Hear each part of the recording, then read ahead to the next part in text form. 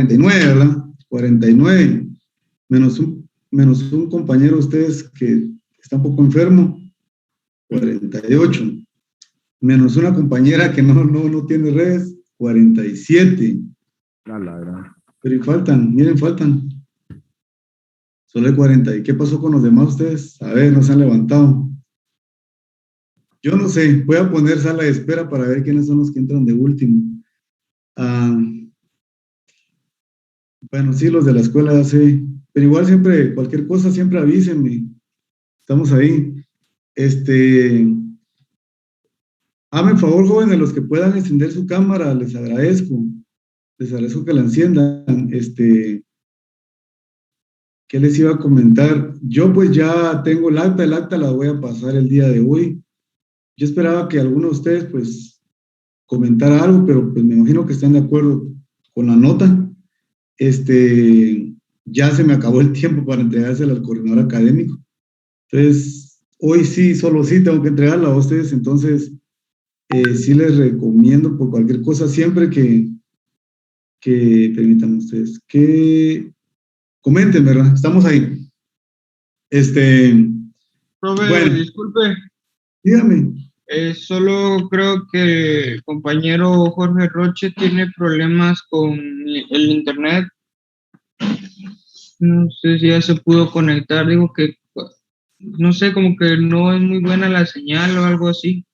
¿Cuál es el apellido de él, usted? González Scott.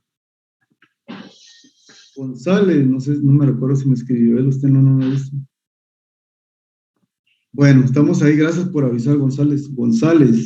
González Scott. Ahí estamos. Hoy es 5 de noviembre. ¿Cuándo es el parcial ustedes? O sea, ¿cuándo empieza la semana de exámenes según los parciales? ¿No han visto? Esta semana que viene, el miércoles empiezan. ¿Esta semana que viene? Sí. No, hombre. Bueno, espero que nos toque la segunda semana. ¿Perdón? Podría aceptar a una compañera, es que tenía problemas al ingresar. Bien, está, no hay sala de espera ahorita. No tengo sala de espera, no la he colocado, ¿sabes? Tendría que estar, ahí estamos. Bueno, estamos jóvenes, entonces, la otra semana entonces empiezan miércoles, o sea que tenemos clases, me imagino que a nosotros nos va a tocar hasta el día, la siguiente semana, así como la primera vez, ¿verdad? Entonces tendríamos 2 días de clases más le voy a pedir a Dante sus periodos, a ver si me los da. Vamos a ver, bueno, ahí está, vamos a ver cómo hacemos. O como hacen en la universidad, les mandan un folleto y tienen que leer ese folleto. No, mentiras. Pero sí el documento que ya tienen ustedes en la guía, pues recuérdense que también ahí, si se dan cuenta, la guía es como un resumen, bueno, lo que se dice en la clase es como un resumen de lo que aparece en la guía. En la guía aparecen unas cuestiones un poquito más, así como que un poquito más a fondo, pero no se trata de preguntar todo eso, ¿verdad? Sí, Figueroa. Primero, antes de que comience la clase, ¿no me puedes responder una pregunta? ¿Coocurrencia ocurre cuando las plantas son más avanzadas o más primitivas? ¿Cómo? Coocurrencia. Ajá, El carácter de coocurrencia, esta característica sale cuando las plantas son más avanzadas o primitivas.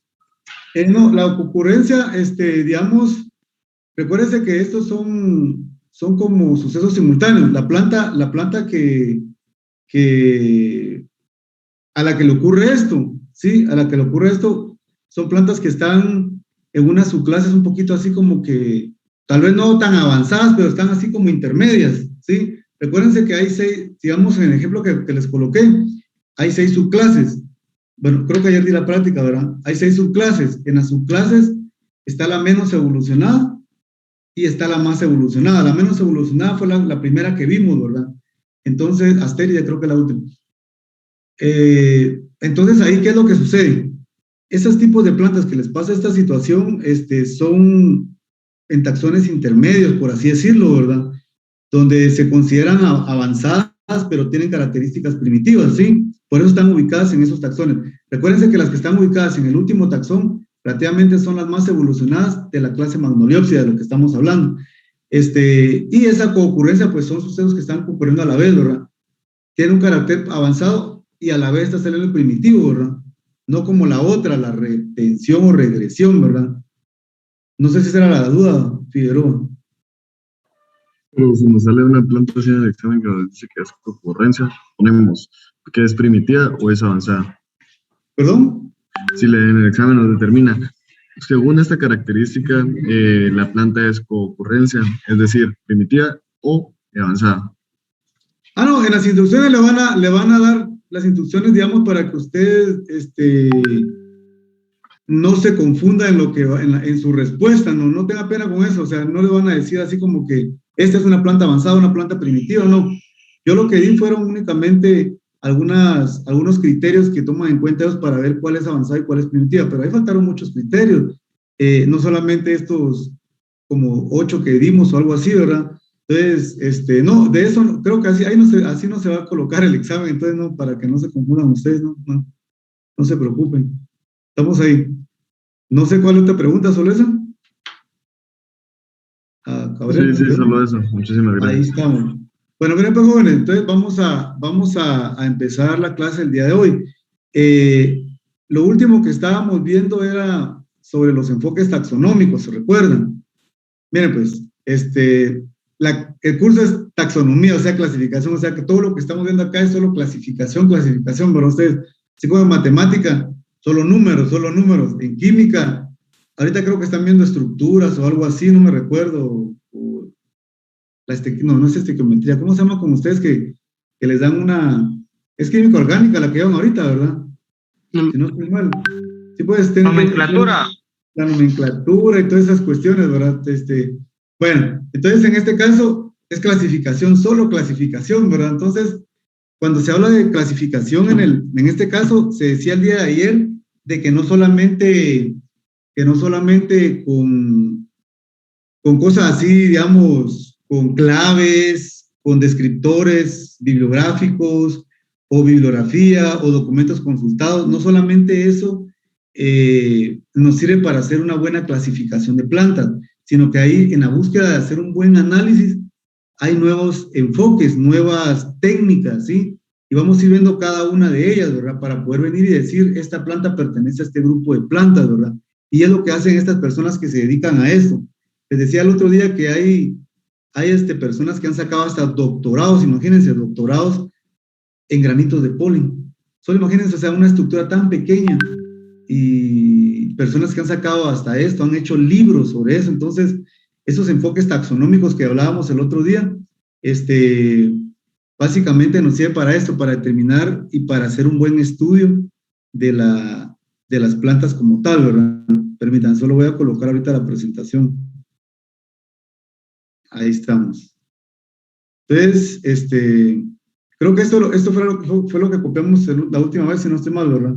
Entonces, estos enfoques nos van a servir para poder elaborar de una manera racional, como dice acá, ¿verdad?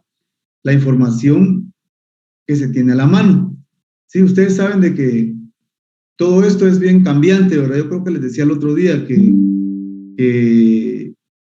de pronto si clasificaron a un grupo de plantas en un taxón, más adelante encuentran hay nueva tecnología que hace que estos taxones cambien un poco, ¿verdad? Entonces, por eso digo que todo está cambiando, no es que esté escrito en piedra y así va a ser, ¿verdad? Sino que no. Ojo, los conceptos, eso sí, los conceptos que han dicho y toda esa cuestión es que actualmente nos funciona, nos sirve, ¿verdad? Ustedes. Bueno, entonces, creo que también habíamos visto esto, ¿verdad? Algunos enfoques son los que se miran a continuación. Por ejemplo, la citotaxonomía, perdón, eso creo que lo copiamos el último día. La citotaxonomía en el campo de la citogenética o de la citotaxonomía. Uno de los primeros datos que se requiere para hacer estos estudios, estamos hablando de la citogenética o citotaxonomía, son los cromosomas. Solo imagínense, ya no morfología, ya no anatomía como tal, sino que ya se mete más adentro en las células de las plantas, ¿verdad? Están hablando de los cromosomas, ¿sí? Entonces, Estos cromosomas, como ustedes bien saben, y me van a estar ayudando ahorita, ¿verdad? Con lo que vamos a estar viendo. Por ejemplo, solo voy a tachar aquí a estos compañeros que... Ahí estamos. Permítanme ustedes. Uy. Vivian Girón. Vivian. Sí, ingeniero. Vivian, una pregunta. Mire esa imagen. ¿Se recuerda o esa imagen, dónde cree, o qué cree que es lo que se mira en esa imagen? Son, bueno, creo que parecen neuronas. Son neuronas, ¿verdad? ¿Sí? ¿Cómo se llama eso que está aquí? Miren, esta cosa blanquita que está aquí. ¿Se recuerda? Creo que es el axón, creo. El axón sería todo. Sí, todo, pero la parte blanquita nada más. ¿Se recuerda? Esto son creo que son las vainas de mielina, pero... Ahí estamos, las vainas de mielina, ¿verdad? ¿Se recuerdan de que estas neuronas tienen estas vainas de mielina para que la información o esos choques eléctricos que las neuronas están transmitiendo de una neurona a otra, se reciba fácilmente el mensaje, ¿verdad? Estas vainas de mielina son fosfolípidos, ¿se recuerdan que están recubriendo el axón? ¿Sí? Para que como recuérdense que las neuronas están en un medio muy acuoso, ¿verdad? Nuestro cerebro, ¿verdad? Entonces, para que la información llegue sin ningún problema, ¿verdad? Y no ocurra ninguna situación. Siempre la compañera Vivian, una pregunta. Estas neuronas que usted bien me describió y todo, ¿son células haploides o son células diploides?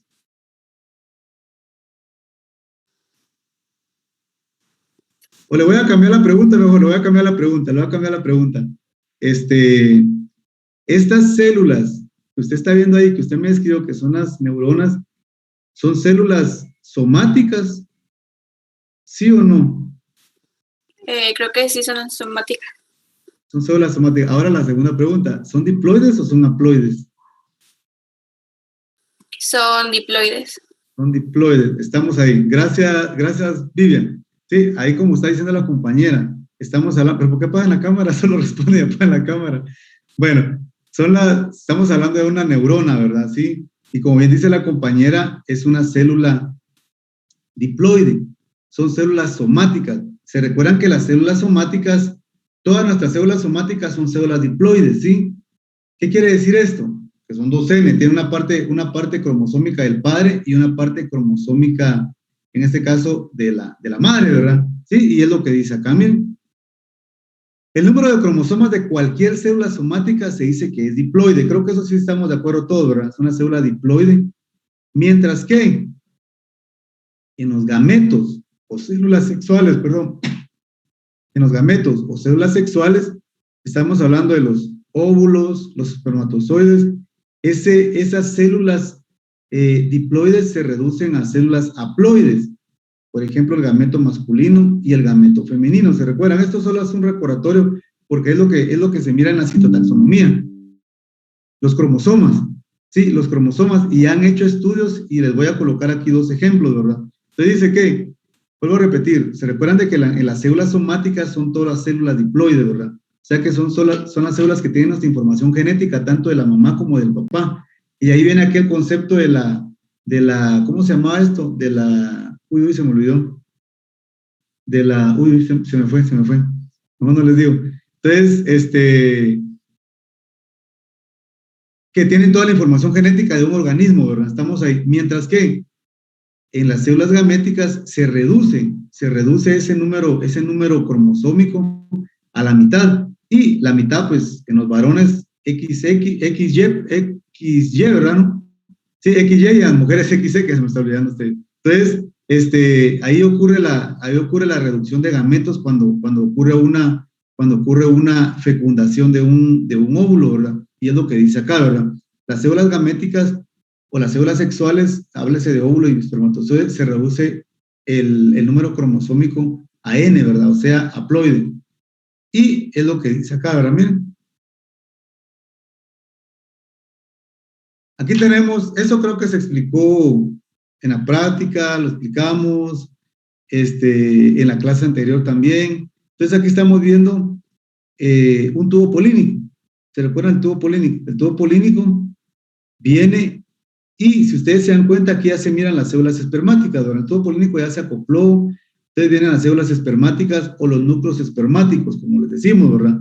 Entonces, un núcleo espermático se recuerdan que se va para la ovocélula y el otro se va en este caso, para los polares, ¿verdad? Y es lo que dice acá, ¿verdad? Acá cuando ocurre eso, ya la ovocélula que era haploide y el núcleo espermático que era haploide se unen y ya forman un cigoto 2N. Es lo que dice acá, miren, el cigoto, ¿sí?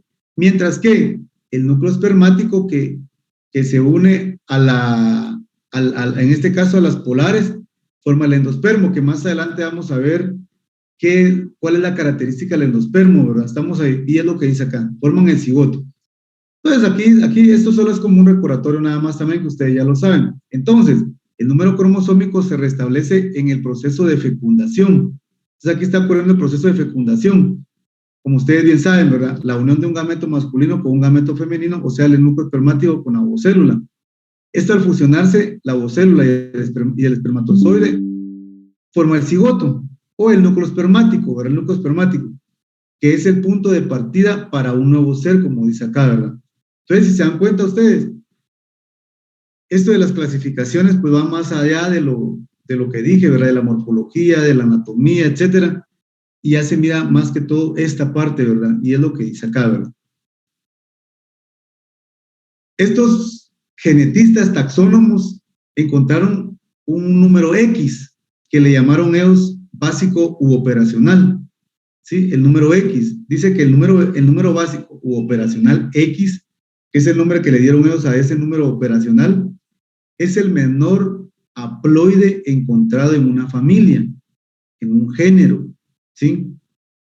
Y ellos descubrieron que el número haploide, o sea, X, en los sauces, o sea, Salix, ¿se recuerdan que el Salix es género del sauce?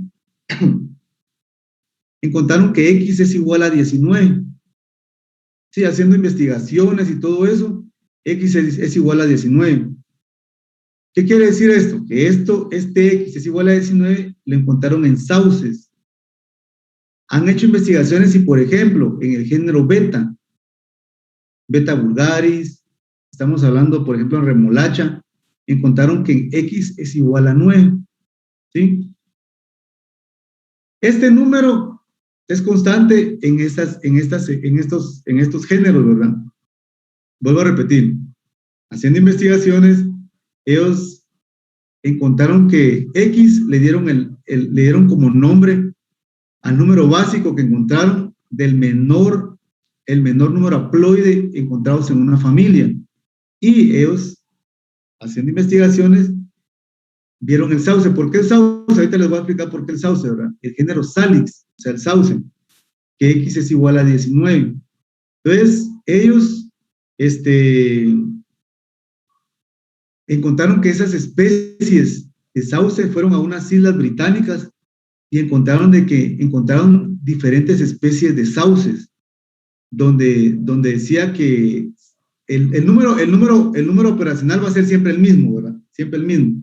Y encontraron sauces que tenían 38 cromosomas. ¿Sí? Sauces con 38 cromosomas.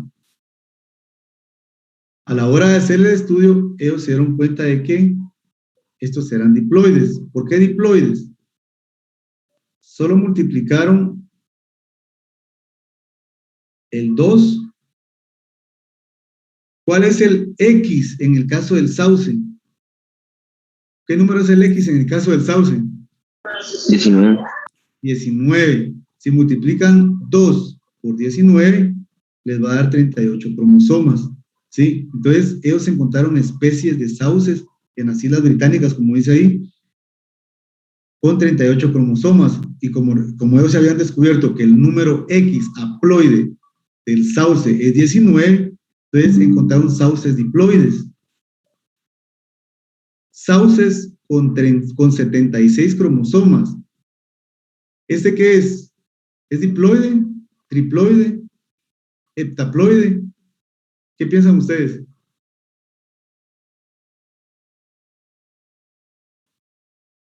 Según como vieron en el anterior, sauces con 38 cromosomas, entonces, como el número básico es X es igual a 19, entonces, y encontraron un sauce como tal con 38 cromosomas, entonces, estamos hablando de células diploides. Entonces, ese sería que, bueno, ya creo que mencionó alguien por ahí.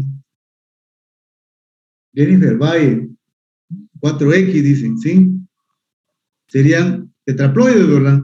¿Sí? Porque recuérdense que el número básico operacional es 19. Estamos ahí, entonces encontraron organismos tetraploides, ¿sí? Y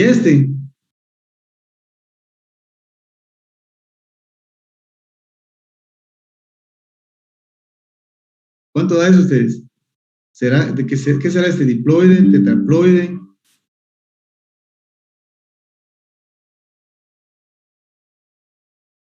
¿Sí? Ale. Ahí estamos, ¿verdad? 6X a la compañera. Estamos hablando de un sauce hexaploide.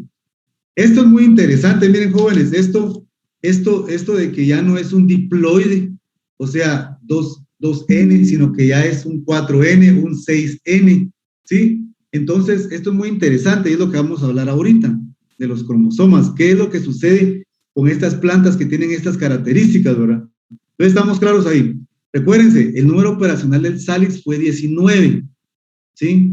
El número encontrado en Salix. Entonces, ellos investigaron y vieron especies de sauces en las Islas Británicas que tenían 38, 76 y 114 cromosomas. No era constante entre las mismas especies. Entonces, ellos determinaron de que habían sauces diploides, tetraploides y hexaploides. Estamos ahí. Entonces, asimismo dice que se le llama a los organismos poliploides, o sea, aquellos poliploides equilibrados cuando el múltiplo de X es par, o sea, 4X, 6X, 8X, etcétera. Y estos organismos poliploides equilibrados son fértiles. ¿Sí? Estos organismos poliploides equilibrados son fértiles. Voy a sacar una hojita a ustedes, voy a hacerles un ejemplo. Estos poliploides equilibrados son fértiles, ¿verdad?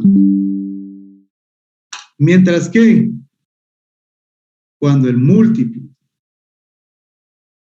de X es impar, por ejemplo, 3X, 5X, 7X, estos son estériles. ¿Sí? Estamos ahí, les voy a poner un ejemplo. Entonces me dirán, mire, pero ¿cómo sale un organismo poliploide equilibrado o un organismo poliploide impar, verdad? Entonces, se los voy a explicar ahorita. Solo voy a quitar esta cuestión y vamos a poner. Permítanme ustedes. Estamos ahí. Ingeniero, buenos días. Sí, buenos días, dígame. Soy González Ispat, solo que entró. ahorita porque tenía mala señal de internet.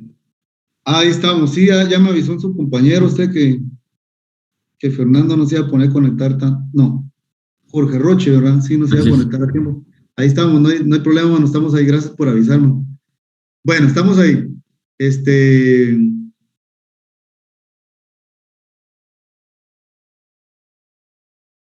Bueno, estamos ahí. Entonces, ojo, vuelvo a repetir esto. Entonces, encontraron organismos poliploides equilibrados, ¿sí? Estos poliploides equilibrados son aquellos que el múltiplo de X es par, como estábamos viendo anteriormente, 4X, 6X, etcétera, ¿verdad? Estos organismos van a ser fértiles, mientras que los que son impares, por ejemplo, 3X, 5X, 7X, o sea, es un número impar, estos van a ser estériles, ¿sí? Entonces, solo voy a quitar esta cuestión a ustedes. Les voy a colocar acá. Sí, mira la hojita, ¿verdad ustedes? Permítanme, vamos a acercar esto.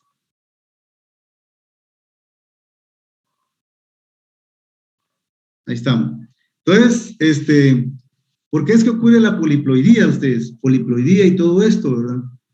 Porque es que no se mira muy bien, ¿verdad? Permítanme ustedes.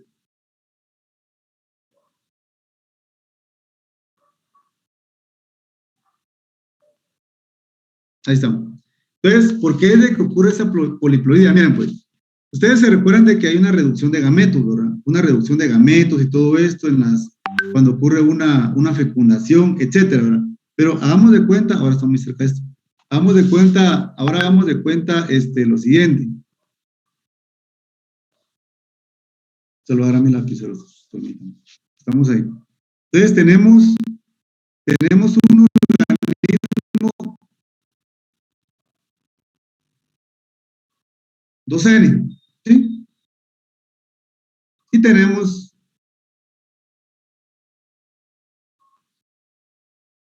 el otro, ¿verdad? 2N. Cuando ocurre el proceso de meiosis, ¿se recuerdan? En el proceso de meiosis hay reducción de gametos, ¿sí? En las células gaméticas. Estamos hablando de los espermas y de los óvulos, o el núcleo espermático y la ovocélula, ¿verdad? Entonces, esto naturalmente tendría que ser así, ¿verdad? Naturalmente tendría que ser así. O sea, normalmente, digámoslo así, se reduce. Y cuando ocurre la fecundación, se vuelve a restablecer para formar el nuevo organismo o cigoto. ¿Se recuerdan? Eso creo que lo saben ustedes de cajón, ¿verdad? ¿Estamos ahí? Eso sería lo normal, ¿verdad? Lo normal que ocurre. Un organismo diploide, hubo reducción de gametos en la meiosis, ¿se recuerdan? El 2N masculino se reduce a N, y el 2N femenino a N. Cuando hay una fecundación nuevamente, se restablece y forman a este cigoto, ¿verdad? Que ya es 2N. Por eso les colocaba la gráfica anterior, ¿verdad? Pero en los poliploides, vamos a poner aquí abajo poliploides. En los poliploides ocurre lo siguiente. 2N, 2N, ¿sí? En los poliploides no hay reducción de gametos.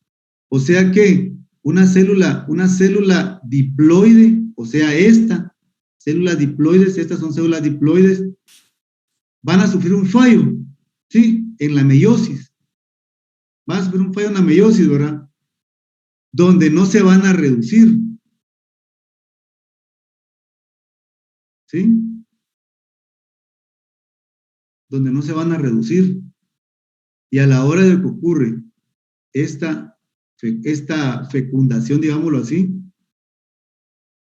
ya tenemos un organismo poliploide, como ustedes miran acá, miren, un organismo poliploide. ¿Este es poliploide equilibrado? ¿Es impar o es par ustedes? Es par. Es par. Este es par. Este sería un organismo poliploide fértil, ¿verdad? Ustedes, fértil. Este sería, permítame usted que se va. Ya me avisó que solo quedan 10 minutos. Este es un organismo fértil. ¿Estamos claros con eso? Normalmente esto sería, voy a poner acá, esto sería lo normal, ¿verdad? Lo normal que tendría que ocurrir. Lo normal que tendría que ocurrir, ¿verdad? Se reducen los gametos en la meiosis, cuando hay una reproducción sexual, ya sea en plantas o en animales, se restablece el número cromosómico a otra vez diploide y formando este cigoto, ¿verdad? En el caso de los poliploides, lo que ocurre es de que ocurre un fallo en la meiosis, o sea que los gametos no se reducen, como ustedes miran acá, y cuando ocurre la fecundación, estamos hablando de plantas, cuando ocurre la fecundación en personas, realmente no sé qué sucede en personas, ¿verdad? Ustedes, cuando ocurre esta situación, pero estoy hablando en plantas. Cuando ocurre esta situación, no se reducen los gametos en la meiosis, miren, las células gaméticas, y al nuevo organismo, a este cigoto que se formó acá, va a ser un cigoto poliploide, pero este va a ser fértil. En el caso de los estériles o los infértiles, esta malformación va a ocurrir solamente en un gameto, ya sea en el masculino o ya sea en el femenino. Hagamos de cuenta que ocurrió en el masculino. Hagamos de cuenta que ocurrió en el masculino. En el masculino ocurrió esto, ¿verdad? Ustedes. No hubo reducción de gametos, pero en el femenino sí hubo una reducción de gametos. Entonces, acá ocurre una fecundación, ocurre una fecundación y el organismo que va a salir va a ser un 3N. Entonces, si ustedes se dan cuenta, es un organismo impar, o sea que este va a ser infértil. ¿Sí? Este va a ser infértil, este cigoto va a ser infértil. Pero como ustedes saben, estos genetistas realmente juegan con todo, ¿verdad? Ustedes han clonado, han hecho de todo y han convertido organismos infértiles en fértiles, y les voy a poner un caso ahorita. ¿Estamos ahí? No sé si queda claro esto. Miren, poliploides equilibrados y poliploides impares. Los poliploides equilibrados son fértiles, mientras que los poliploides impares son infértiles, ¿verdad? ¿Estamos ahí? ¿Por qué ocurre la poliploidía? La poliploidía ocurre porque no hay reducción de gametos, ¿sí? Entonces, los gametos salen tal cual están. Entonces, a la hora de que ocurre una fecundación, estos organismos salen fértiles, ¿sí? Tetraploides infértiles o poliploides fértiles. Mientras que estos ocurre un problema en alguno de los gametos, ya sea en el masculino o ya sea en el femenino, y ocurre esto, ¿verdad? Por eso es de que salen poliploides, en este caso, estériles o infértiles, ¿verdad? ¿Estamos ahí? Entonces, voy a regresar ahorita a la... Hago una pregunta, y así físicamente, ¿cómo es que son esos organismos de 4N? Ahorita les voy a contar cuál es el beneficio. Si quieren, anótenlo ahí. Miren pues, los poliploides tienen algunas características bien interesantes. Por ejemplo, dentro de estas, la poliploidía puede ser buena y también puede ser mala. Dentro de las partes buenas, si quieren, coloquen ahí los beneficios de una poliploidía. Los organismos que presentan la poliploidía, los organismos que presentan la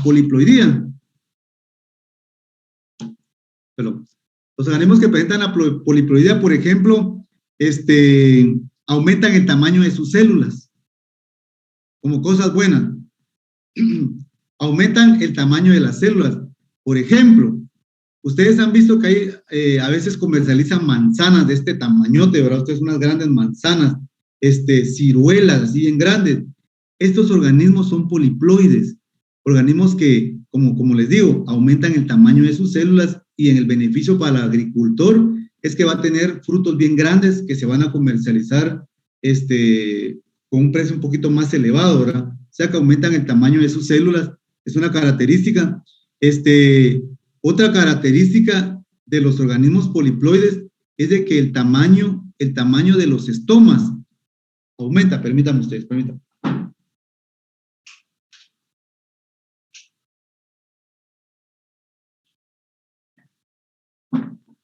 Ahí estamos, gracias. Entonces, aumenta el tamaño de los estomas, o sea, de las células oclusivas. ¿Y qué sucede acá? Las células oclusivas van a tener menos pérdida, por ejemplo, en las plantas donde hay mucho sol, no llueve mucho, hay mucha sequía. Los poliploides que viven en esas regiones aumentan sus células oclusivas y estas no permiten de que haya mucha evapotranspiración. Entonces, en el caso de este tipo de plantas, vuelvo a repetir, en las desérticas, donde hay poliploides, aumentan el tamaño de las células oclusivas y permiten de que no haya mucha pérdida de agua por la evapotranspiración, ¿verdad? Una pregunta, eso de los estomas, ¿el crecimiento es individual o así en cantidad? ¿Perdón? Como usted dice, el crecimiento de los estomas, ¿ese crecimiento de los estomas es individual? O sea, que tiene siempre los mismos, solo que son más grandes, o crecen en cantidad, o sea, tiene muchos más estomas de lo normal. No, los estomas van a ser los mismos. Se da cuenta que la planta tiene sus estomas naturales, normales. No es que aumenta la cantidad de estomas, no. Lo que aumenta es el tamaño de las células oclusivas.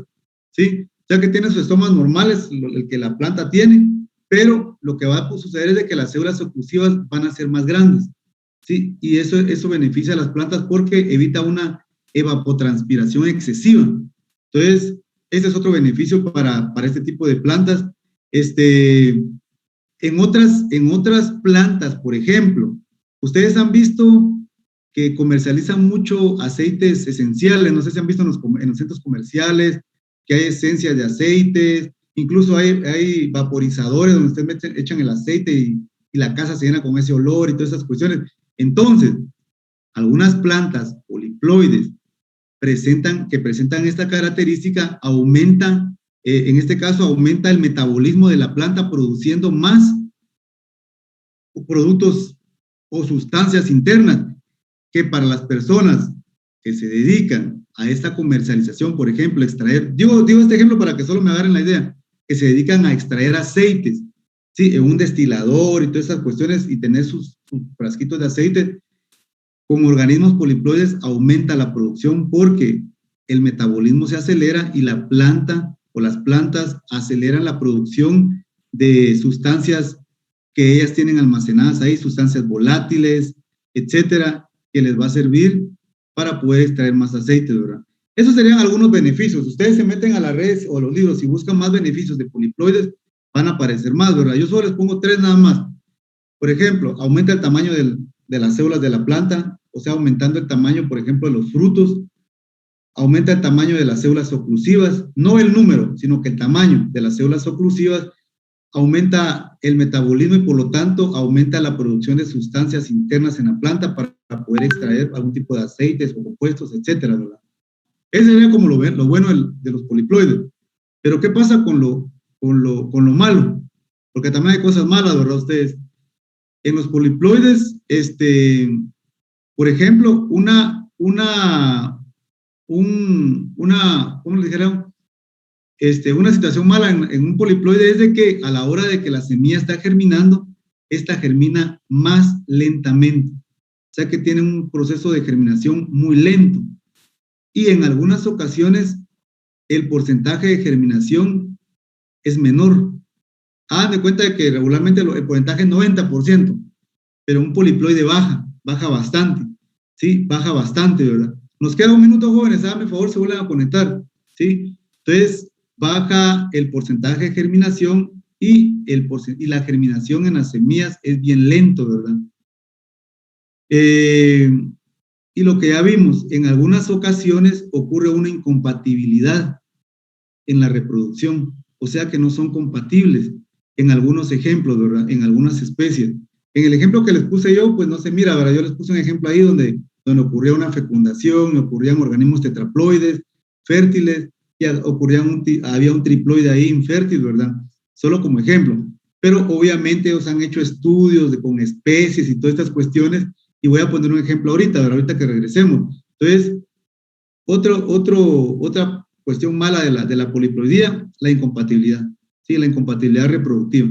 ¿Estamos ahí? Entonces, estos...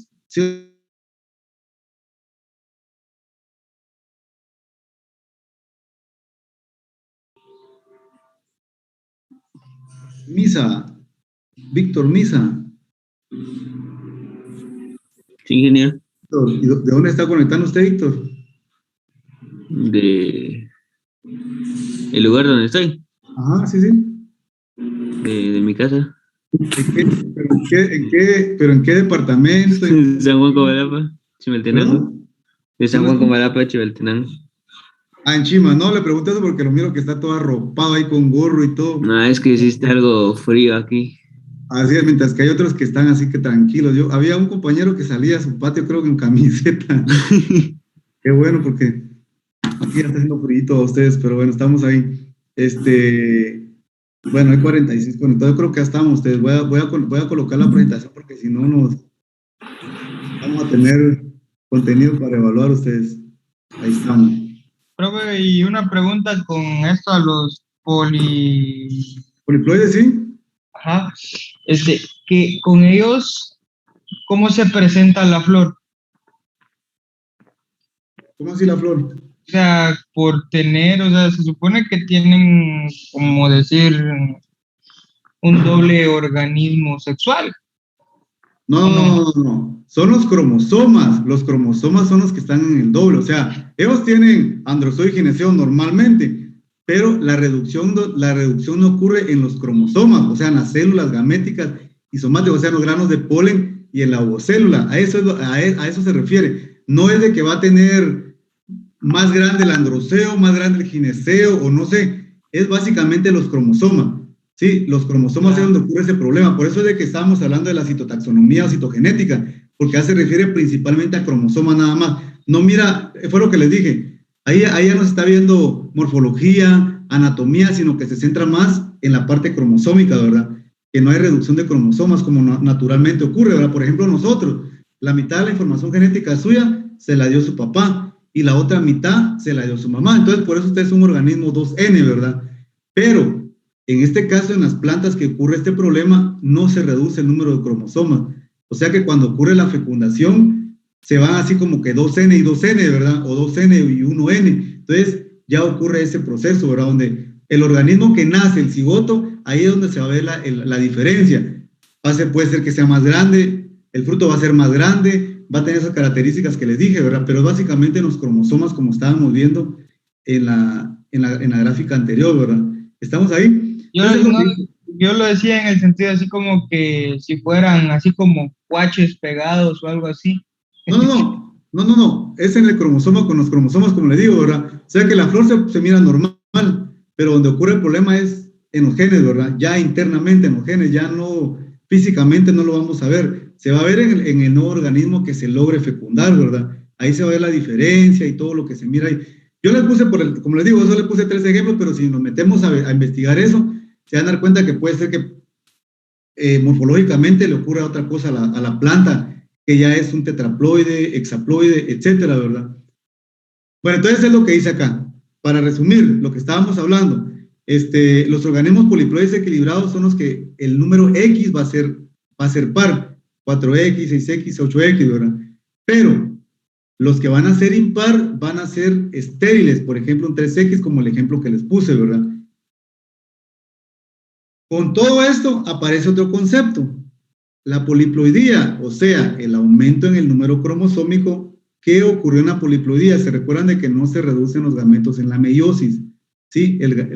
La información cromosómica en la meiosis no se reduce, por eso es de que salen poliploides. Y es lo que dice acá. La poliploidía, o sea, el aumento en el número cromosómico, se puede originar por cruzamientos llamados anfidiploidía o aloploidía. Eso es lo mismo. Anfidiploidía o aloploidía es lo mismo, ¿verdad? ¿Sí? ¿Y qué es esto? Dice, vuelvo a repetir, la poliploidía, o sea, el aumento en el número cromosómico, se puede originar por cruzamientos llamados anfidiploidía o aloploidía. Y esto va a ocurrir, por ejemplo, en organismos de diferentes especies. La aloploidía o anfidiploidía. Aquí miramos un trío. Miren de lado, es que sí lo logran leer, es que no pude hacer un poquito más grande la imagen ustedes. Miran el trío acá, ¿verdad? Es un tetraploide. ¿Sí? Mientras que miramos un centeno que pareciera que fuera de la misma especie, pero el centeno es otra especie de plantas, es un diploide. Cuando hubo un cruzamiento entre estas dos especies, apareció este organismo haploide. Miren, la mitad lo mandó el trigo A y B, y la mitad lo mandó el centeno R. Por eso dice ABR. En la F1 es un organismo haploide. ¿Sí? Es un organismo haploide. Si ustedes se dan cuenta, tiene parte de la información de todos ellos, ¿verdad? Entonces, los genetistas, los investigadores y todo eso que se encargan de modificar los genes, ¿verdad? Ustedes han escuchado mucho de las plantas transgénicas y todo eso, ¿verdad? Que es malo para nuestra salud y toda la cuestión. Todo es transgénico, ¿verdad? Ustedes. Ellos sometieron a un tratamiento con colchicina a esta planta, miren.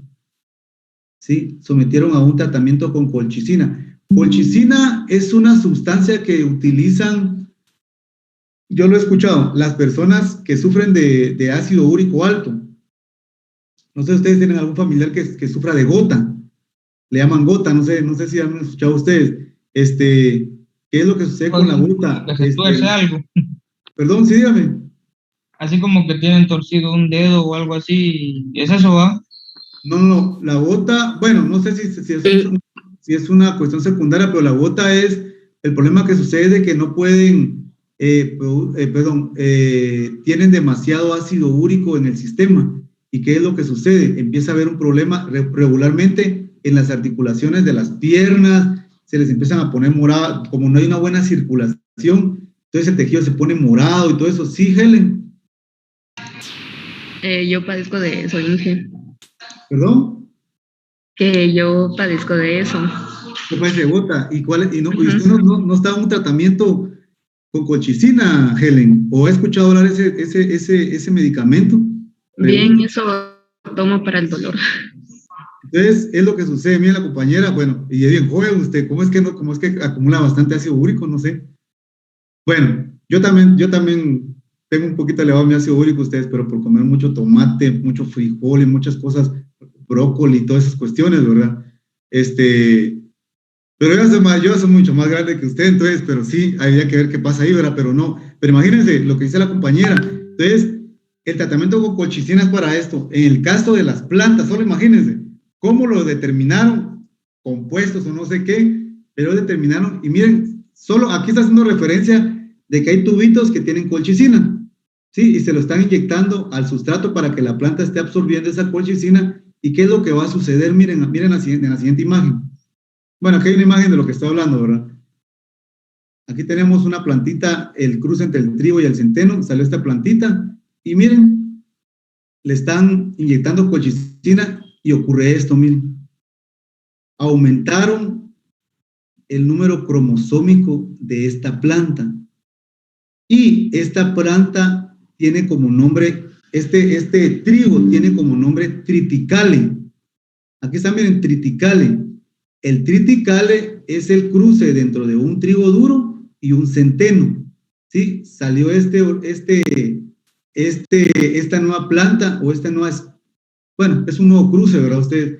Y que se llama triticale, y miren, era un haploide, y con el tratamiento con colchicina, miren, ya es un organismo hexaploide. Ya se dieron cuenta, miren, AABBRR, ¿sí? Solamente con agregarle colchicina. Entonces, y este triticale ya es un trigo más productor, un trigo más resistente, porque el trigo le dio la característica de ser productor, pero como ya es hexaploide, ya aumentó su producción, mientras que el centeno le dio la característica de ser resistente. Entonces, ya tenemos un nuevo trigo, que es el que se comercializa actualmente, ¿sí? Que es un trigo de grano duro, que sirve para el proceso de la industrialización de alimenticia, ¿verdad? Y ya tiene esas características. Ya puede ser es un trigo que tiene mayor producción y es más resistente al ambiente, ¿verdad?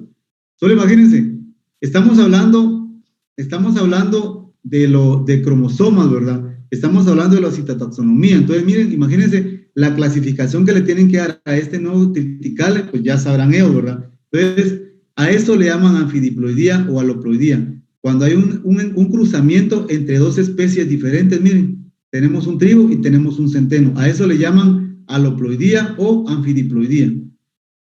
No sé si quedó clara esa parte, jóvenes. Solo les estoy explicando un ejemplo de un organismo poliploide. Estamos hablando de un hexaploide en este caso, de un trigo, ¿verdad? ¿Cómo es de que el cruce entre un organismo tetra y un diploide originó a un haploide, y con un tratamiento que digamos nosotros nos sometemos por algún problema, lograron aumentar el número cromosómico en un trigo? Imagínense, ahora tenemos un organismo poliploide equilibrado, ¿sí? Un hexaploide. ¿Estamos ahí, jóvenes? Continuamos. Ingeniero, ¿Sí? una pregunta. ¿Este trigo que ya modificaron ya se puede reproducir por sí mismo? Lo han reproducido. Como le digo, es un hexaploide, entonces cuesta un poco, pero lo han reproducido, y ahorita es el que está comercializándose mucho, ¿verdad? Ese trigo triticale de grano duro y resistente, ¿verdad? Sí. Por ejemplo, el ICTA sacó un camote mejorado, ¿sí? No sé si ustedes comen camote, ¿verdad? Ustedes, pero tiene bastante beneficio el camote, ustedes. Tiene bastante energía, tiene bastantes, ¿cómo se llama esto? ¿Cómo le digo? No, se me olvidó el nombre ahorita. Y el camote, el ICTA sacó un camote mejorado ahorita. Es el camote ICTA dorado, creo que le llaman. Entonces, ese ICTA dorado es un camote que tiene bastante, que el volumen del producto como tal es bien grande. Tiene mejores condiciones nutricionales, ese nuevo camote que han sacado. Si quieren, métanse a la red y busquen ahí camote ICTA dorado, van a ver todos los beneficios que tiene, ¿verdad? Ustedes, entonces, lo hacen para, por ejemplo, para las personas que viven en áreas rurales donde la comida es escasa. Con un plato de camote dice que suplantan un buen desayuno, un buen almuerzo, una buena cena. Entonces, tiene buenos beneficios, ¿verdad? Entonces, solo para que se den cuenta todo lo que han hecho o a lo que se dedican todas estas personas, botánicos, taxónomos, genetistas, para poder mejorar todo esto, ¿verdad? ¿Sí? Luego aparece otro concepto, la autoduplicación. O también por autoduplicación de sus cromosomas llamados autoploidía. La autoploidía ocurre en la misma especie. La anfidiploidía en especies diferentes y la autoploidía ocurre en la misma especie, ¿verdad? Estamos ahí, vuelvo a repetir. Anfidiploidía ocurre en especies diferentes, el cruzamiento en especies diferentes, mientras que la autoploidía es en la misma especie, para que no se confundan, ¿verdad? Vuelvo a repetir, la anfidiploidía o aloploidía es cuando ocurre el cruce entre especies diferentes. Recuérdense el trigo y el centeno, ¿verdad? Mientras que la autoploidía va a ocurrir en la misma especie, perdón. Y acá hay otro ejemplo, miren, es probable, sí, perdón. Tengo una duda, como cuando usted habló de que, es decir, que estas mezclas no van a ser fértiles. Entonces, ¿cómo realizó esta cosa de fertilidad entre dos especies diferentes? ¿Cómo se pudieron reproducir si no son fértiles? ¿Perdón? ¿Cómo se pudieron reproducir estas dos, el diploide y el tetradiploide, cabal, correcto, este trigo duro y el centeno? ¿Cómo se pudieron reproducir si son estériles? Ya, no, miren, pues como les digo, genéticamente pudieron hacer esto ellos. La mitad de la información genética la mandó este trigo duro, mandó A y B, ¿verdad usted? La mandó en la primera generación, mientras que que es diploide mandó la mitad de esa información. Entonces, genéticamente, repito, genéticamente ellos lograron hacer esto, lograron que hubiera esta reproducción en la F1, como usted mira acá. Y salió este nuevo organismo, que todavía no tenía un nombre como tal, ¿verdad? Como le digo, esto únicamente genéticamente lo hicieron, ¿verdad? Ustedes, ¿qué tanto hacen ellos, los genetistas? Pues no sé, ¿verdad? Todo lo que ellos hacen para poder hacer esto. Solo imagínense, de una célula sacaron a una oveja en 1999 creo que fue, no me recuerdo, o en el 90 creo, esa ovejita Dolly que la clonaron hace años, ¿verdad? Entonces, ¿cómo lo hicieron? Entonces, como le digo, igual acá, lograron que fuera fértil, lograron que estos se cruzaran genéticamente, ¿sí? Posiblemente en un laboratorio, y salió este organismo en la F1. Con la aplicación de este tratamiento ya lo volvieron fértil, un hexaploide fértil, como usted mira acá, ¿verdad? Con este tratamiento, ¿verdad? ¿Qué tanto tiene este tratamiento y qué tanto le hizo al trigo, a esta F1? Ellos sabrán, ¿verdad? Genéticamente, como le digo, y salió este organismo ya hexaploide, como le digo. Solamente es un ejemplo que le pongo de los muchos que pueden haber, ¿verdad? Para este caso de la aloploidía. Es decir, lo único que le puedo decir, ¿verdad? ¿Sí? Es decir, que los organismos poliploides no van a tener la capacidad de reproducirse, solo únicamente que el humano meta la mano, en pocas palabras. Que los organismos poliploideos no van a tener la capacidad de reproducirse, solo únicamente que el humano meta la mano. Pues habría que ver naturalmente si hay algunos ejemplos, ¿verdad usted? Habría que ver si naturalmente hay unos ejemplos de poliploidía, pero en este caso yo le presento un ejemplo de lo que han hecho en laboratorio, ¿verdad? Pero como le digo, habría que ver si hay algún ejemplo, si naturalmente un organismo poliploide, ¿sí? Puede reproducirse como tal, ¿verdad? Yo creo que sí se puede, sí lo pueden hacer ellos naturalmente, pero el problema es de que, como decían las gráficas anteriores, ahí sí que la probabilidad es muy baja, ¿verdad? Primero, porque puede ser que no haya compatibilidad, como le decía ahí, ¿verdad? No haya compatibilidad.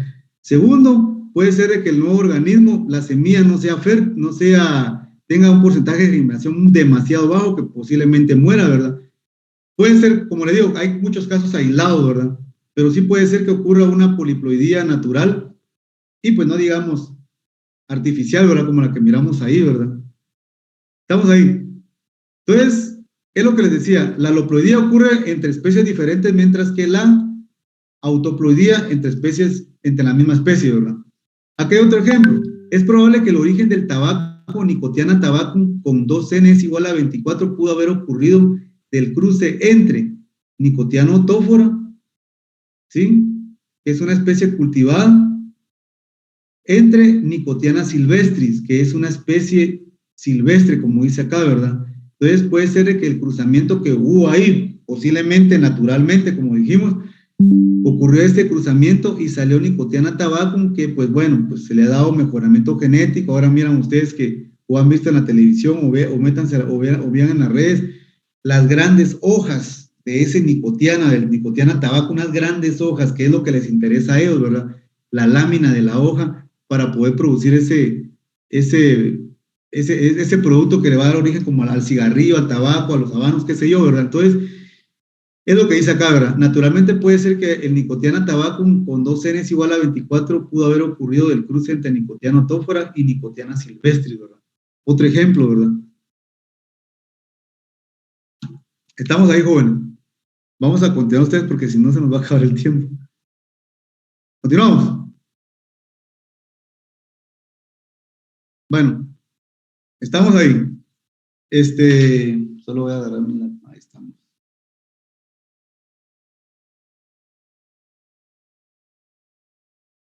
Escobar Mejía.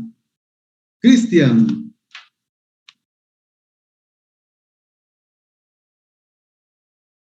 Sí está Cristian por ahí ustedes. Ingeniero, ¿Sí? Ahí estamos. el compañero Cristian no tiene micrófono. Ni tampoco puede escribir. No tiene teclado tampoco. Bien, ahí le va a escribir en el chat. Ahí estamos, ahí estamos. Ahí estamos, Cristian. Una pregunta, Cristian. ¿Cómo se llaman estos cromosomas, Cristian?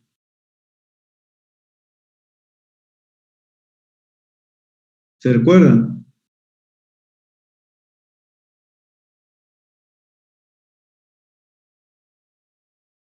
No, sí. Ahí estamos, ¿verdad? Los cromosomas homólogos, dice el compañero. Aquí miramos cromosomas homólogos. ¿Qué es un cromosoma homólogo? ¿Se recuerdan? Tenemos un cromosoma paterno y un cromosoma materno. El cromosoma homólogo son aquellos que van a tener similar tamaño, ¿se recuerdan? Similar información genética. Por ejemplo, hagan de cuenta que esta información genética que miramos acá de color rojo es para el color de cabello, ¿sí? Y el papá da una característica de color de cabello oscuro. Mientras que en el cromosoma de la mamá, el color del cabello va a ser diferente, va a ser tal vez un castaño, un color claro, etcétera, ¿verdad? Entonces, van a estar en la misma posición esa característica, pero va a ser características diferentes entre ellas, así como hablábamos de los caracteres afines y contrastantes, ¿se recuerdan? Entonces, un ejemplo, que este color amarillo sea el color de los ojos, ¿sí? Color de ojos oscuros en el caso del padre, o color de ojos claros en el caso del padre, en la misma posición que tiene esta característica cromosómica, este gen del color de los ojos, va a ocurrir también en el gen femenino, en la misma posición, solo que posiblemente no va a ser el mismo, puede ser diferente, ¿verdad? Y a eso le llamamos cromosoma homólogo, como dicen acá. El cromosoma homólogo, por todo lo que estamos hablando, los datos cromosómicos son de gran importancia en la citotaxonomía, solamente para dar una referencia nada más a esto, ¿verdad? Entonces, los cromosomas homólogos, por lo anterior, los datos cromosómicos son de gran importancia en la citotaxonomía. Como estábamos viendo, ¿verdad? Todo lo que ocurre en este caso, en el proceso de cruzamiento, cuando ocurre un organismo poliploide y todo esto, ¿verdad? Estamos ahí. ¿Y cómo es de que artificialmente el humano ha cambiado todo eso, ¿verdad? Ya no, de un organismo que era infértil lo convierte fértil y todo esto. Bueno, estamos ahí. Continuamos. Número 2, número 1 era taxonomía. Estamos viendo enfoques taxonómicos, ¿verdad? Número 2, la palinología. La palinología, les dije de que la palinología, ¿sí? España, Josué Daniel.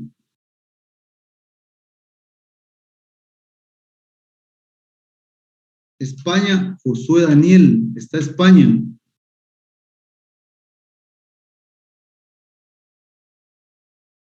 ¿No saben nada del compañero España ustedes?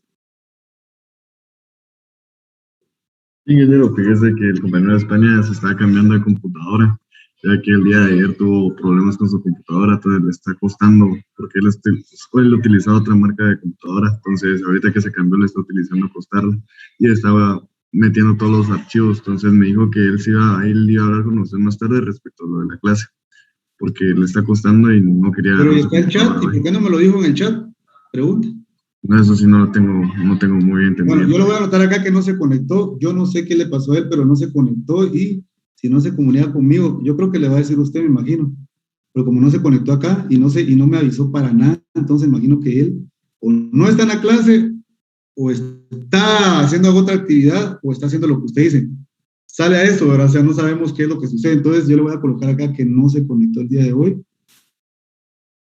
Ahí estamos. A los compañeros que en días anteriores no se han conectado, se han comunicado o me han mandado mensajes, ¿verdad? Y hemos visto ahí. Entonces, háganme favor, díganle a él y que me presente evidencia de que no se conectó. Si no, pues ya sabemos de que yo voy a mandar el reporte. Estamos ahí. Entonces, continuamos, jóvenes, continuamos. Vamos con, Cristel Galvez. Cristel.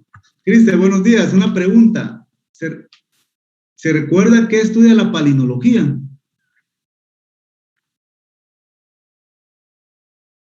¿Cómo dijo, ingeniero? Disculpe. ¿Qué estudia la palinología? Si no estoy mal, creo que eran las esporas y el polen. Ahí estamos, ¿verdad? Sí. La palinología, como dice la compañera, va a estudiar las estructuras de los granos de polen y las esporas, como dice acá, ¿verdad? Gracias, Cristel.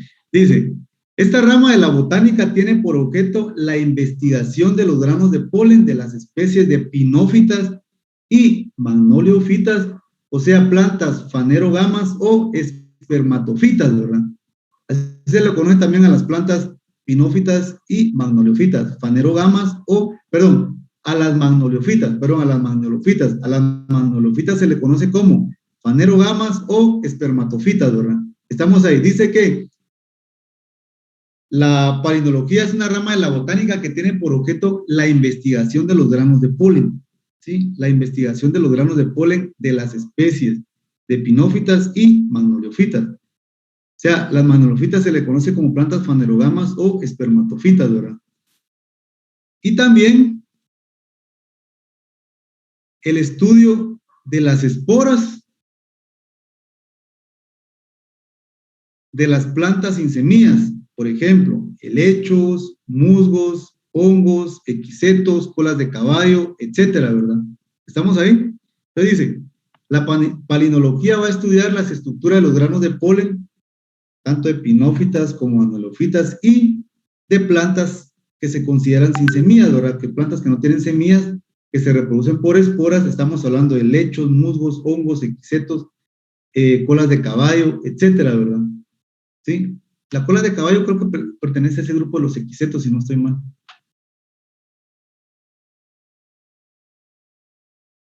Y de esto, creo que les hablaba el otro día, de esto se han escrito bastantes libros, ustedes, esos libros que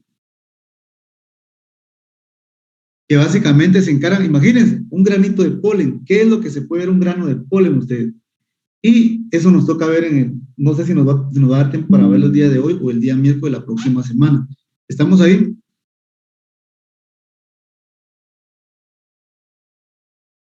Para el estudio, como ustedes miran acá, de estas esporas y los granos de polen, se han recurrido al uso de microscopios electrónicos de barrido y de transmisión, ¿sí? Para el uso de estas, para el estudio de este tipo de partes de la planta, en este caso estamos hablando de esporas o granos de polen, se ha recurrido digamos, al uso de microscopios electrónicos, tanto de barrido o como de transmisión. Y aquí solo hay como un dato, ¿verdad? El primer microscopio electrónico verdadero fue construido, imagínense, en 1938. En este caso, en Alemania, con una resolución de 10 Armstrong. Yo creo que ustedes, ustedes ya llevaron estequiometría y todo esto, ¿verdad? ¿En qué? ¿En matemática? No, ¿cómo se llama esto? Sí, estequiometría creo que es. Bueno,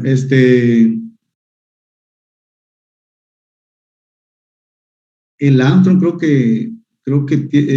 que es más o menos como 0.1 namómetro y hay que ver cuánto es el namómetro y todas esas cuestiones, ¿verdad?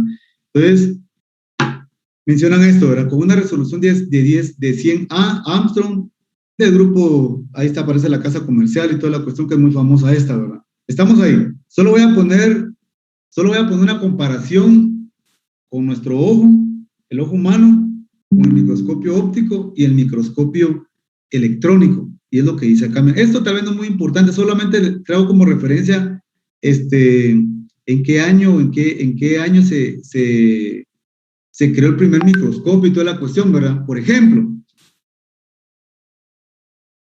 el microscopio electrónico de transmisión dice: mientras que el ojo humano es capaz de percibir objetos separados por un poder de resolución, o sea, R igual a R 0.25 milímetros, o sea que nuestro ojo humano es capaz de percibir, por ejemplo, a una persona, un fruto, a un insecto, ¿sí? Incluso a un cabello, ¿verdad? Podemos ver nosotros eso, podemos verlo como dice acá, ¿verdad?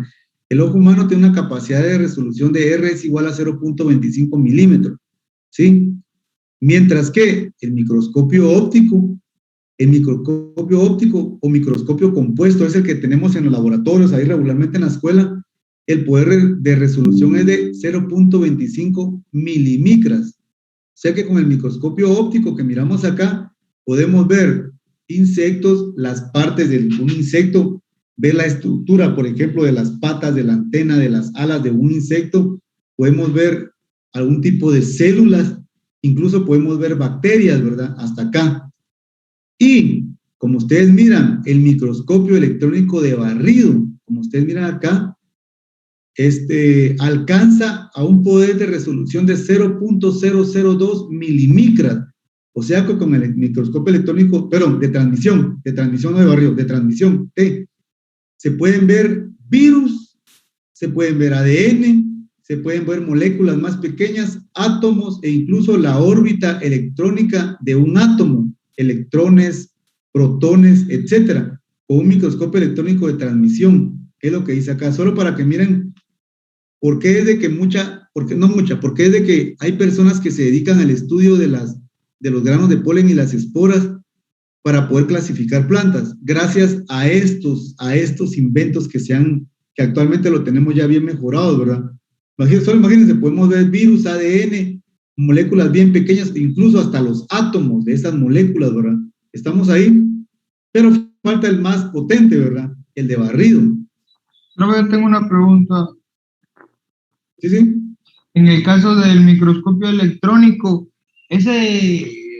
todo eso de la molécula, el ADN y todo eso, se puede observar, así como igual con el microscopio óptico, o se mira así como a través de una pantalla, así como de una tele.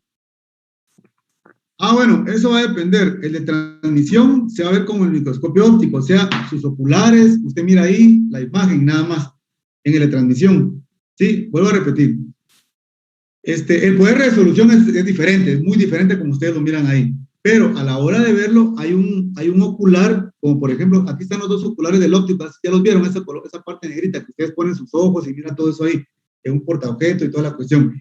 En el caso del microscopio electrónico de transmisión, lo que sucede es que meten la estructura, ya sea una parte de ella, la meten en alguna parte de acá de este es el microscopio electrónico, miren, de transmisión. Entonces, va a haber un ocular donde ustedes van a estar viendo la imagen, sí, la imagen. Esta imagen que presenta el microscopio electrónico de transmisión es una imagen en 2D, sí, una imagen así, algo plana, ¿verdad? Estamos ahí.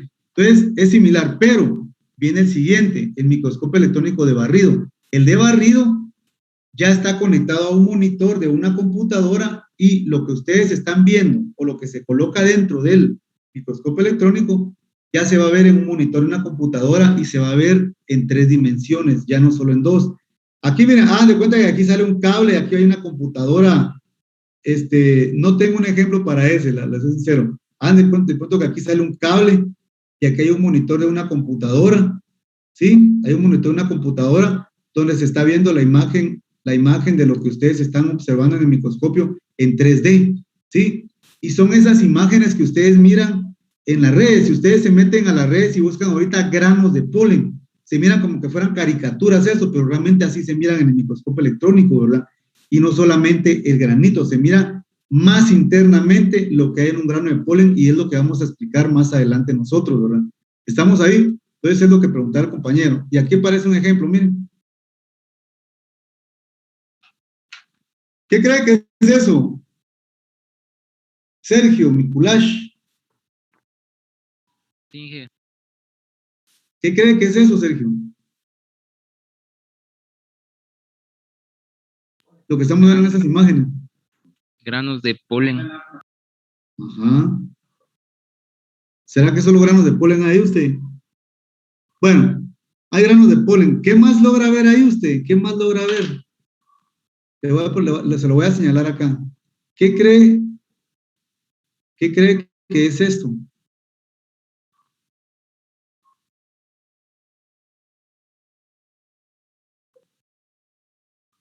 Esto. Es la mitad de un cromosoma, la parte esta creo que telofase, creo que es donde se separan, ¿no? No está muy metido en las células ahí, sino que ahí está viendo granos de polen como tal, como dijo el compañero, hay granitos de polen y hay esporas, pero ¿qué creen que es esto que está acá? Esta como pitita que se mira, como pitas que se miran acá. ¿Alguna neurona? No.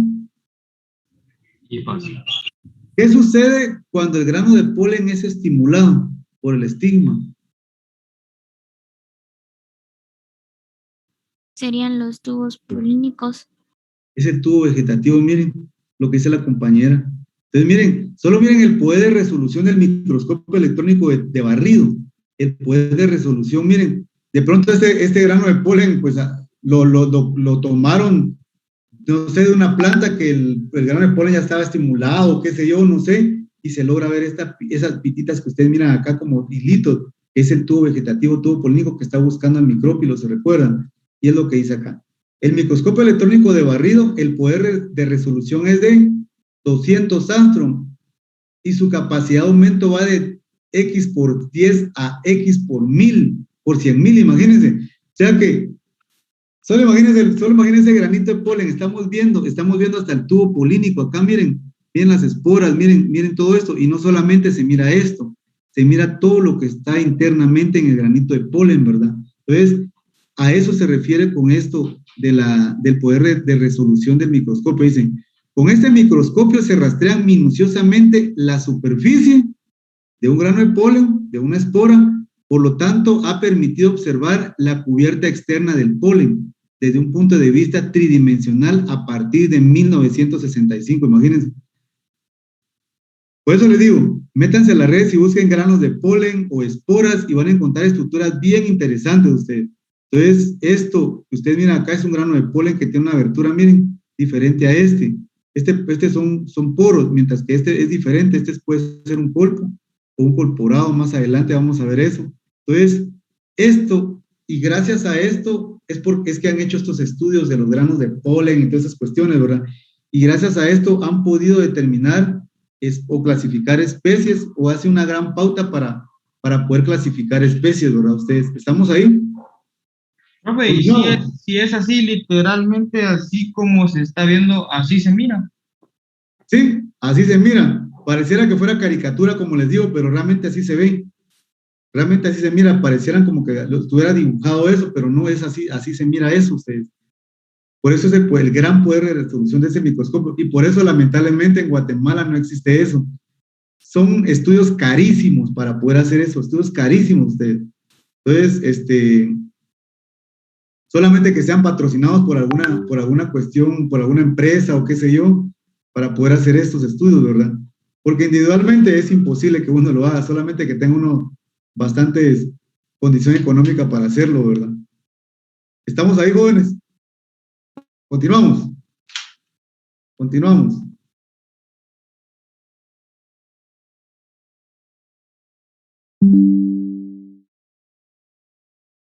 Aquí lo que está ocurriendo es la apertura natural de la delantera. La antera, cuando ya está llena de granos de polen, madura y naturalmente se abre y suelta los granitos de polen, como ustedes miran ahí. El granito de polen sale, llega al estigma, ¿se recuerdan? En el estigma decía que se germina el grano de polen, o sea, lo estimula el estigma y empieza a producir, gracias al núcleo vegetativo, empieza a producir el tubo polínico, el tubo vegetativo. ¿Sí? Cuando ese tubo vegetativo empieza a producirse o a formarse, ¿qué es lo que está buscando? ¿Qué es lo que está buscando ese tubo? Ishmatul. No, perdón, pero vamos con Henry, Ishim, Henry. A Henry no le he preguntado desde hace días. Henry, Ishim. Sí está Henry, ¿verdad? Bueno, está escribiendo en el chat, dice. Entonces, Henry, una pregunta. ¿Qué es lo que busca cuando ya el tubo vegetativo se forma y empieza a moverse acá como se mira acá, ¿verdad? Perdón. ¿Qué es lo que busca el tubo vegetativo?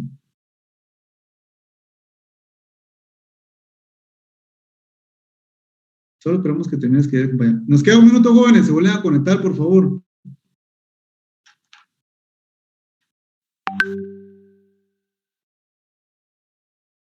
No, Henry. No me dijo nada. Dije, no es el micrópilo. Bueno, sí era para Henry. No sé si Henry está respondiendo, pero era para él porque él estaba escribiendo en el chat, pero bueno. Ya respondió un compañero, no sé quién respondió, pero bueno, estamos ahí. Está buscando el micrópilo, ¿verdad? Está buscando.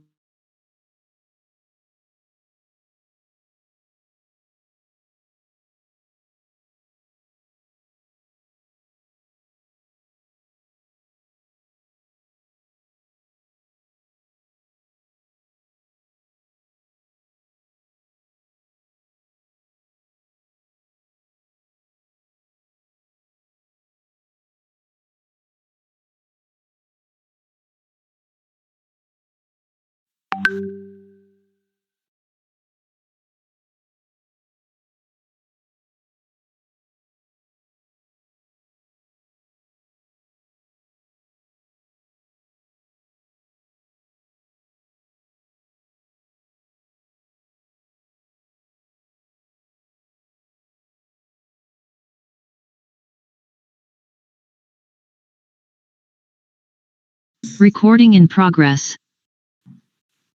Ya, nos queda poquito tiempo. Ya vamos a terminar esta parte. Esta parte es sencilla porque estamos hablando de la doble fecundación. De aquí en adelante van a estar escuchando ustedes, no solamente en este curso, la doble fecundación, lo miran creo que se lo repiten o les dan algunos ejemplos en hortalizas, en el curso de hortalizas del próximo año, cosas así.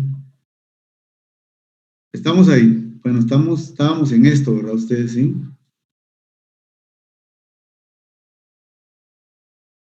Ahí estamos. Entonces, está buscando un micrópilo, como decía el compañero. Aquí está el micrópilo, miren esa abertura, ¿verdad? Estamos ahí. Después de que sucede eso, el grano de polen, como lo dijimos en alguna clase, va a tener las partes. Miren, también esto que se mira acá, tal vez no así, ¿verdad? Ustedes, se mira en el microscopio electrónico. Parte un grano de polen y se va a ver todo lo que estamos viendo acá. Tal vez no así como está acá, aquí se mira, es un dibujito que yo encontré y para explicarles lo que estamos viendo ahorita acá. Entonces, encontramos una capa más, una capa más externa, una pared más externa llamada dentina. Esa pared más externa llamada dentina, si ustedes se dan cuenta, es una pared muy continua, miren, una pared continua. No sé si la logran ver, es esta que está acá, esta, la dentina. Es una pared continua. Luego tenemos la exina. La exina es una pared discontinua, o sea que se va a partir, miren, se va a partir acá, se va a partir acá, se va a partir acá. Esto que miramos acá, ¿por qué no es continua? La exina es gracias al poro, a ese porito que miramos acá, miren. Aquí tenemos un poro, aquí hay otro poro y aquí hay otro poro. La importancia del poro es de que cuando se va a formar el núcleo vegetativo, va a salir o se va a empezar a formar rompiendo la dentina para poder salir, ¿verdad? Por un porito. Estamos ahí. Luego tenemos dos núcleos adentro del grano de polen. El núcleo generativo, que es el que se va a dividir en dos o va a tener una citocinesis cuando el núcleo vegetativo forme el tubo vegetativo, ¿verdad? O el tubo polínico, ¿sí? Y ese tubo polínico va a salir a través de un poro, ¿verdad? ¿Sí? La dentina soporta condiciones bien extremas, o sea, soporta temperaturas bien altas, porque, ojo, está resguardando acá, miren, la parte cromosómica, la parte genética de la parte del androceo, o sea, el grano de polen, ¿verdad? ¿Estamos ahí? Luego, después de esto, miren.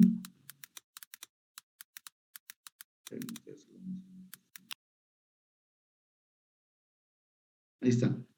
Luego, después de esto, como ustedes miran acá,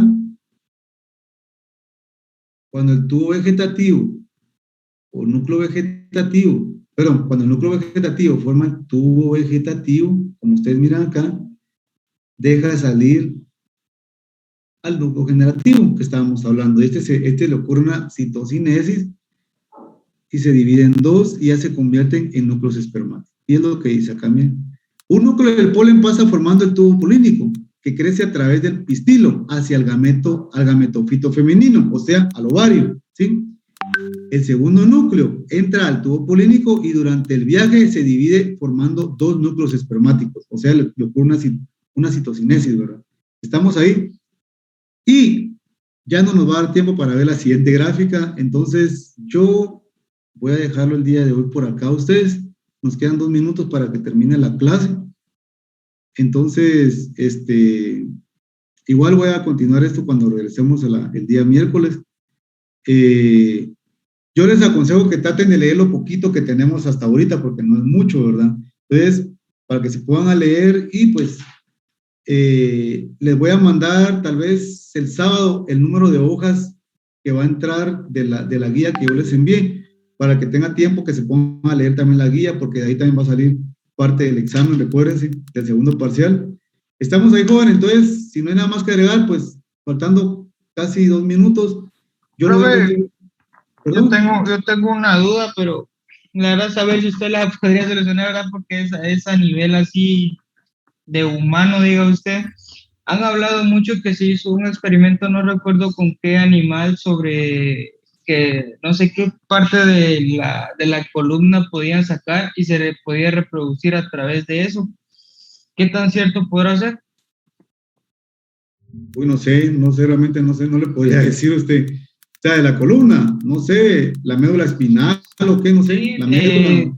La verdad es que tampoco escuché así a mayor cosa, pero sí me escuché, ¿verdad? Entonces, por eso era mi duda. No sé si usted conocía el tema, por eso. Realmente no sé, desconozco, pero obviamente las células madres que le llaman o la médula espinal ha servido mucho para poder